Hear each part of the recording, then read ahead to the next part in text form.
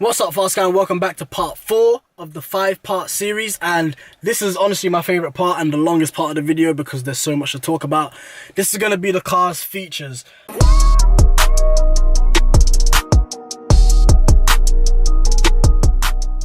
Now, this car is flipping crazy. This is the video you want to watch. Like, if you only had to watch one video out of the 5-part series, this is the one you want to watch, because this is what changes the car and makes it so much better than every other hatchback on the market right now, and what makes it so much more advanced. And just, this is like the deal breaker of the car. This is what makes you want to buy the car, right? So before I even go in on the car, I've got the e-brochure here to help me out, because there's 6 different packages I need to talk about with the car, and I need to talk about which ones I got and which ones I didn't get and why. First is the packaging line. So we've got an executive package, premium package, and then the premium plus package. This is the one that I got. So if I look over here, it's going to tell me that in the premium plus package I get everything in the premium line, and everything in the premium line is everything in the executive line. And on top of that, I get electrically adjustable front memory seats, multi-beam LEDs with adaptive high beam assist, and then the panoramic glass sunroof. So now I need to go back into the premium line and see what's in the premium line. So in the premium line, I get everything in the executive line, and a 10.25 instrument cluster. That's that I was talking about, so I was right. 10.25, 64 color ambient lighting. That's the whole lighting system in here that everyone loves. 225 watts mid-range sound system. That's the MBEX upgraded sound system. Illuminated door sills, which I didn't actually know were illuminated. Oh, I know what that's talking about. That's talking about over here. That's the door sills over there. That's a Mercedes-Benz. Keyless entry. So yeah, I can actually enter the car without my key, but I'll talk about that a bit later. And then rear armrest, so that's in the back. Can't really be bothered to show you guys that. And then in the executive, what do I get? Electrically folding mirrors. Oh, I still get the 10.25 display. I didn't even know that.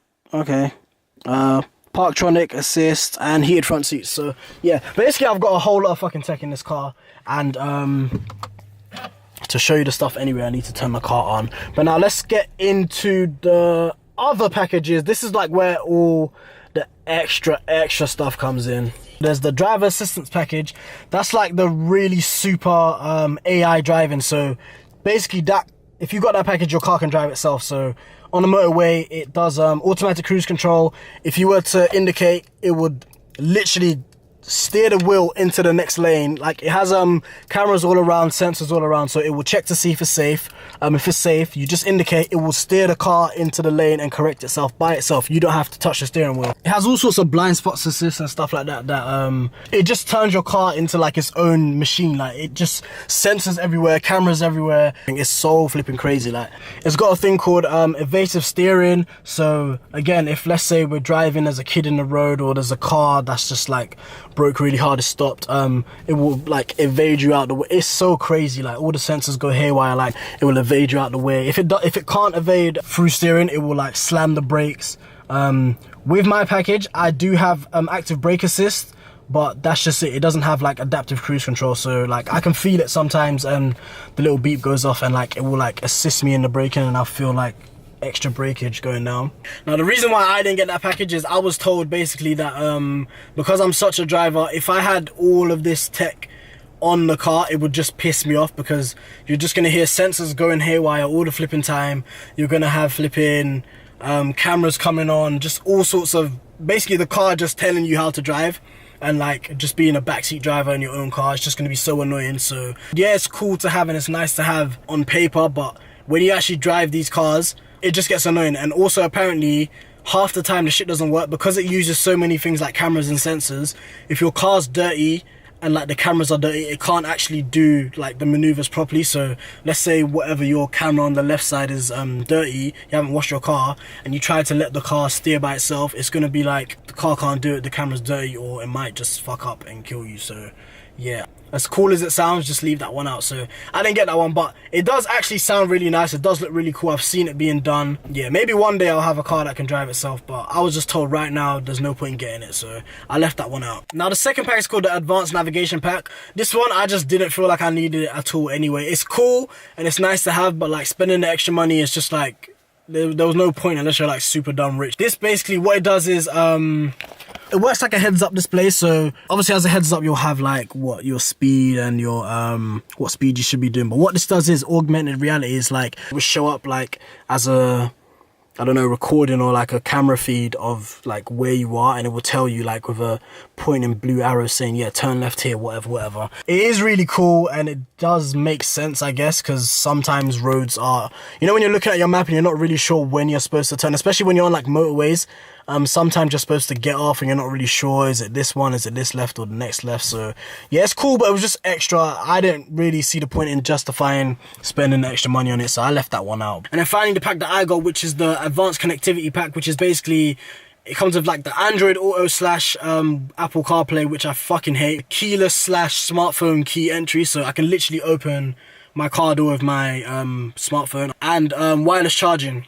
So right now I can't actually open my car door with my smartphone because there's a whole lot of like signing up and stuff you have to go through and like linking your car with your phone, because obviously you don't want a random person with any old like iPhone 4 to just steal your car. So I'm in the process of doing that, but the wireless charging does definitely work. So down here there's a little, where is it, Ford pen in the Mercedes, lol.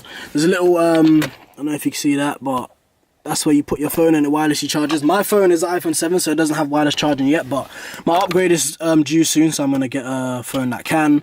But it does work. Mr. Masters put his phone in there and it did work perfectly well, so yeah, I'm going to look forward to using that later on in life. But yeah, let me show you on the outside of the car.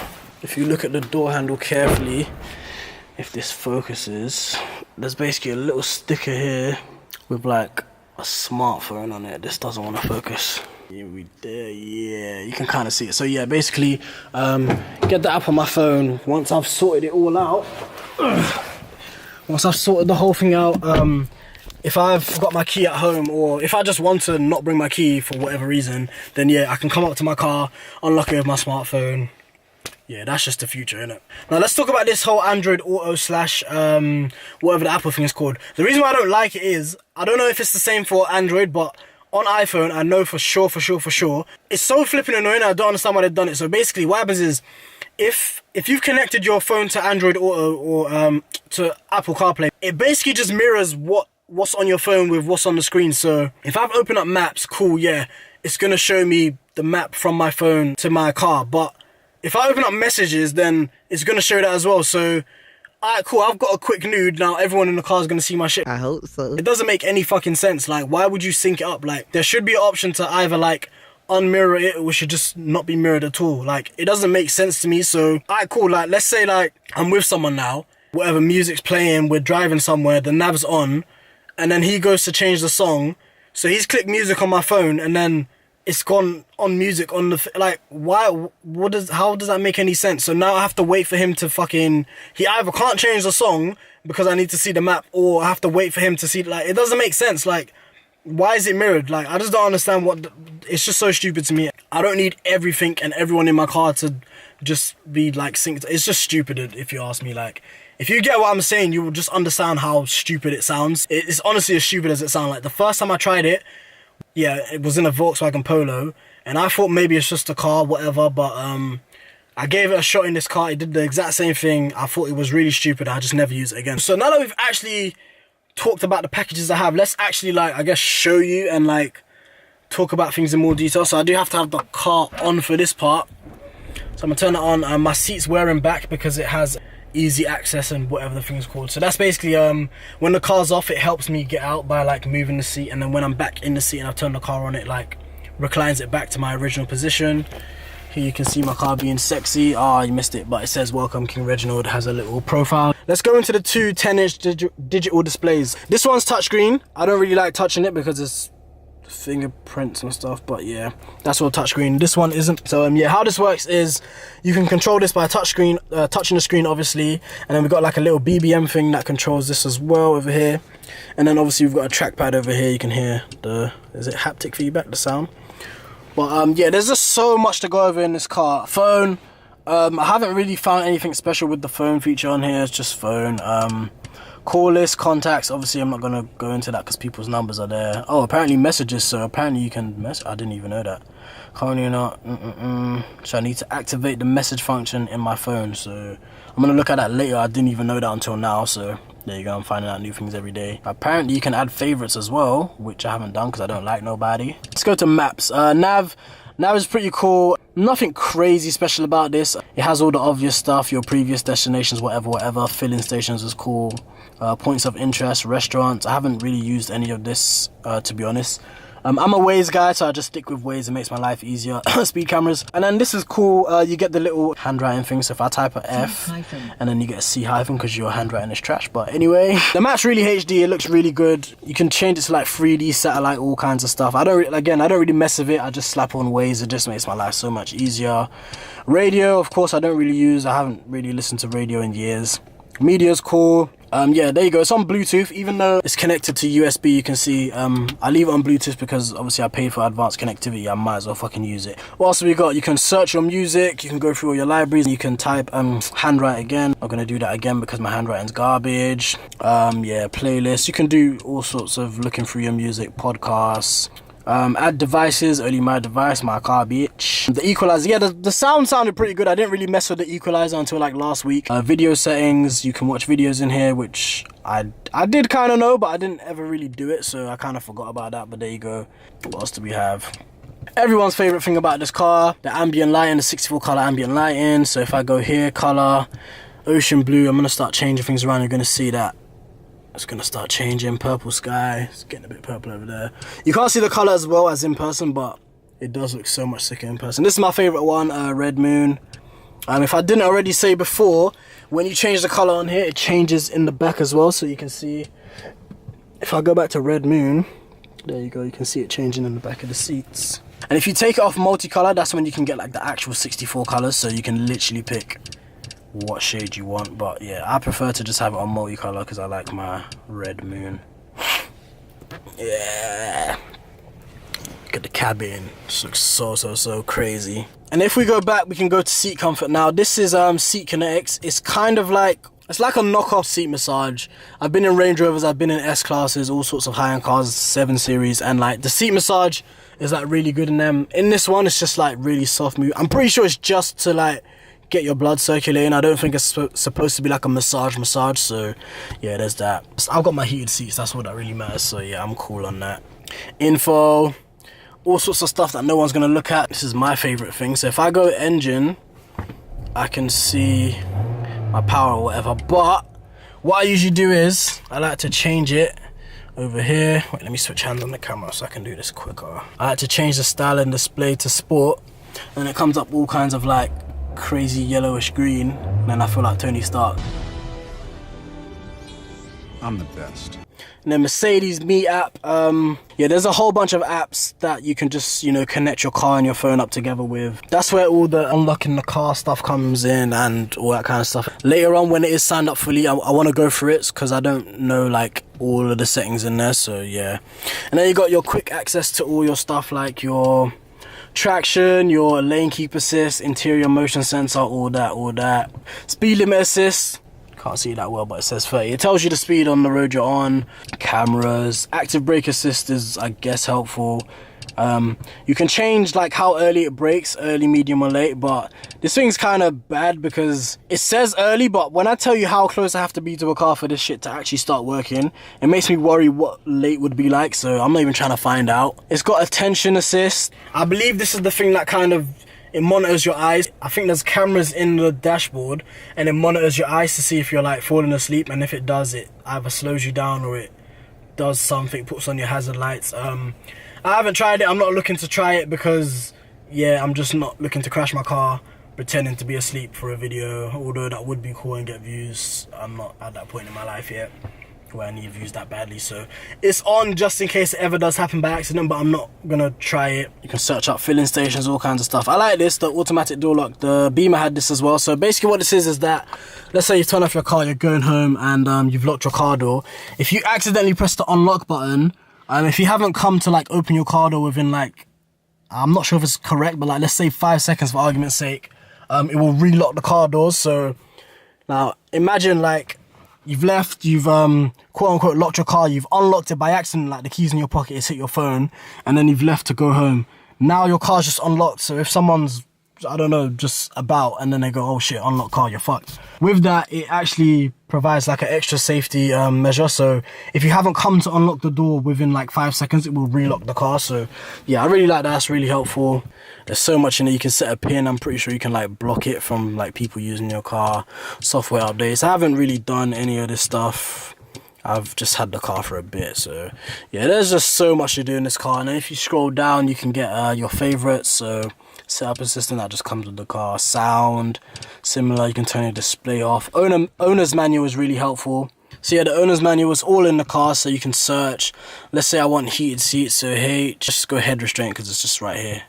Head restraint, and then it will like give you all the information on the head restraint. So adjusting the head restraint, and then it comes up with all kinds of pictures, and you can scroll down. So this is all in the car. You don't need your like owner's manual with you. It's just all integrated in the system. It's just super helpful. Favorites, I got home there. Ambient lighting, that's what I changed the most. So that's all down there, my favorites. And if you go further down, you can see there's themes. So if I'm on a trip, I can click this. It has like preset themes. It will change the styling.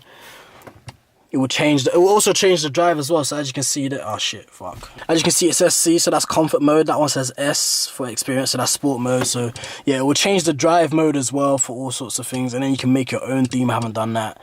And then suggestions, all kinds of stuff. And then you can set the order. So it's so configurable. What I actually found out today as well is that you can, if you click and hold, you can like change the widget, but I don't really want to do that. What else do we have here? Notifications. So when I get low on petrol, it sends me a little text notification saying you have no petrol, so go to the station. And then it comes up with the stations nearest to you as well. Like, it's just all just integrated. It just makes your life so much easier. I think that's pretty much it for like this side of the screen. If I've missed anything, then it's honestly not my fault. Like I said, there's just so much in this car. And there's so many things I haven't even like gone through fully yet myself. Oh, one other thing I didn't show you guys. Hey Mercedes, how can I help you? Turn on my heated seats.